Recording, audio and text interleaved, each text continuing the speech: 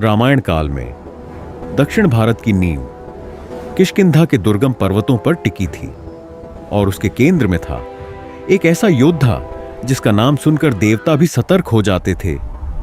इंद्रपुत्र equal वाली कोई साधारण वानर नहीं थे।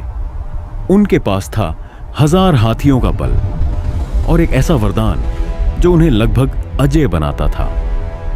जो भी शत्रु उनके सामने आता उसका आधा बल वाली स्वयं सोख लेते थे। प्रतिदिन सूर्योदय से पहले वाली ही पर्वतों की ऊंचाइयों पर खड़े होकर सूर्यदेव को अर्घ्य अर्पित करते थे। उनकी गति इतनी तीव्र थी कि वे पश्चिम से पूर्व और दक्षिण से उत्तर तक क्षणों में पहुंच जाते थे। लेकिन एक दिन किष्किंधा की शांति को एक भयानक गर्जना ने तोड़ दिया। वह था मायासुर का पुत्र दुंदुभी, जिसके कदमों से पृथ्वी कांप उठती थी। और फिर आरंभ हुआ 2 महाबलियों का युद्ध। हर प्रहार मानो वज्र की तरह गिर रहा था। धरती फट रही थी, आकाश गूंज रहा था। अंत में वाली ने अपनी अद्भुत शक्ति का परिचय देते हुए दुंदुभी के विशाल शव को 1 योजन दूर आकाश में फेंक दिया। लेकिन उस राक्षस का रक्त आश्य मतंग के यज्ञ स्थल पर जा गिरा।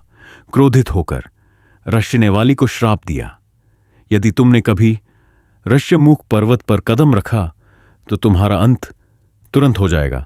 समय बीता और एक दिन मायावी अपने भाई का बदला लेने आया। वाली उसका पीछा करते हुए एक गुफा में प्रवेश कर गए और सुग्रीव को आदेश दिया कि बाहर प्रतीक्षा करें।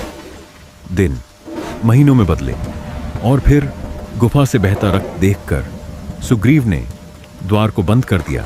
लेकिन वासुदेव वाली जीवित थे और जब वे बाहर आए तो उनके भीतर केवल एक भावना थी, क्रोध। उन्होंने किष्किंधा लौटकर सुग्रीव पर प्रहार किया और उन्हें राज्य से बाहर निकाल दिया। क्रोध में अंधे होकर वाली ने सुग्रीव की पत्नी रूमा को भी अपने पास रख लिया। यह केवल एक पारिवारिक विवाद नहीं रहा, यह अधर्म बन चुका था। उसी समय वन में प्रवेश करते हैं अयोध्या के राजकुमार श्री राम और लक्ष्मण। एक ऐसा आगमन जो इस कथा की दिशा बदलने वाला था। सुग्रीव के संदेह को दूर करने के लिए राम ने एक बाण चलाया जो 1 नहीं 2 नहीं 7 विशाल वृक्षों को भेदता हुआ वापस उनके तरकश में लौट आया।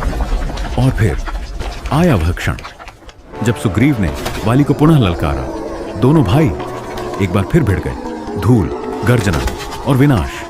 और तभी छाया में खड़े राम ने अपना बाण छोड़ा।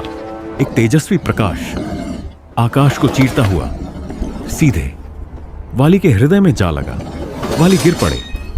उनकी सांसें धीमी हो रही थीं। उस अंतिम क्षण में उन्होंने राम की दिव्यता को पहचाना और अपने कर्मों का प्रायश्चित किया। एक महान योद्धा धूल में विलीन हो गया।